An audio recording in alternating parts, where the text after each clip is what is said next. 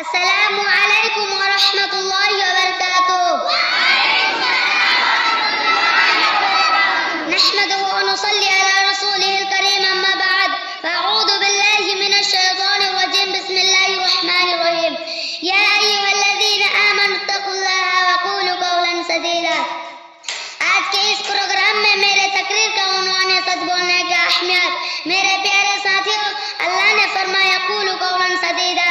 تم لوگ آپس میں بات چیت صاف سیدھی کیا کرو. صاف سیدھی بات چیت سے مراد وہ ہے جس میں جھوٹ اور ہیر پھیر نہ ہو بلکہ وہ سچ پر مشتمل ہو. محترم سامعین، جھوٹ سے بچنے اور سچ بولنے کی تاکیدی حکم دینے کے بعد اس آیت کریمہ میں دو فائدے ذکر کیے ہیں. ایک یہ ہے کہ اعمال کو درست کر دے گا، دوسرا گناہ معاف فرما دے گا. لہذا ہر مسلمان کو جھوٹ سے بچنے اور سچی اور صاف سیدھی بات چیت کرنے کی توفیق دے. آمین. وآخر دعوانا ان الحمد للہ رب العالمین. السلام علیکم ورحمۃ اللہ وبرکاتہ.